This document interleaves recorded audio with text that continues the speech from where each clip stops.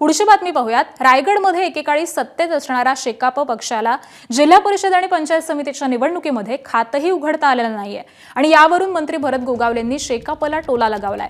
शेकाप नेत्यांची पकड ही कमजोर पडली आणि घरात 2 पक्ष झाल्यामुळे शेकापची वाताहत झाल्याचं मंत्री भरत गोगावलेंनी म्हटलंय। ते त्यांचं कर्म म्हणावं, कारण जी त्यांची पकड होती ती ढिळीढिळी होत गेलेली आहे। घरातच त्यांचे 2 पक्ष झाले आणि त्याच्यामुळे त्यांची वाताहत झाली एवढं निश्चित। सुनेत्रा पवार आजपासून ॲक्शन मोडवर उपमुख्यमंत्री पदाचा स्वीकारणार पदभार। रात्री दिल्ली दौऱ्यावर पंतप्रधानांची भेट घेणार।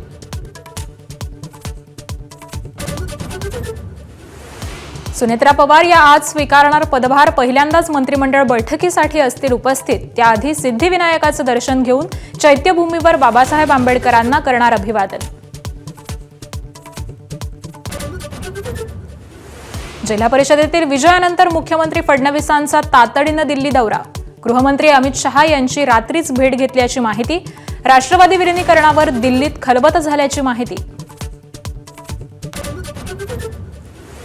चंद्रपुरातल्या सत्ता नाट्याचा आज शेवटचा अंक। महापौर पदाची निवडणूक आज होणार। काँग्रेस भाजप ठाकरे गटापैकी कोणाची समीकरणं जुळणार याची उत्कंठा शिगेला। जिल्हा परिषद निवडणुकांमध्येही भाजपचाच डंका। नगरपालिका आणि महानगरपालिकेची घोडदौड कायम। शहरी पक्ष असल्याचं मिथक भाजपनं मोडून काढलं, मुख्यमंत्र्यांचं वक्तव्य।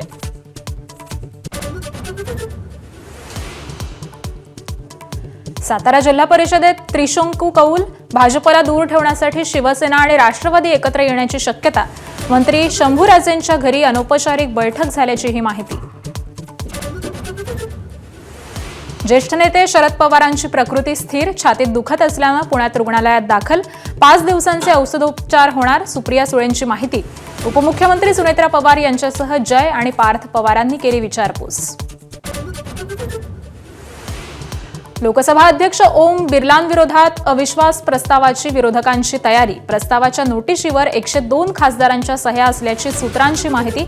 अर्थसंकल्पीय अधिवेशनाच्या दुसऱ्या टप्प्यात आणणार अविश्वास प्रस्ताव। राज्य शिक्षण मंडळाची 12वीची परीक्षा आजपासून। 9 शिक्षण मंडळांमध्ये 15,32,000 विद्यार्थी बसत आहेत। कॉपी रोखण्यासाठी ड्रोन सीसीटीव्हीचा वापर। केंद्राच्या परिसरातले झेरॉक्स सेंटर बंद ठेवणार।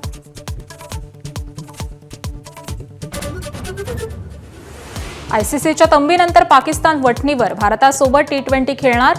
रविवारी कोलंबोत रंगणार सामना। एबीपी माझा, उघडा डोळे बघा नीट।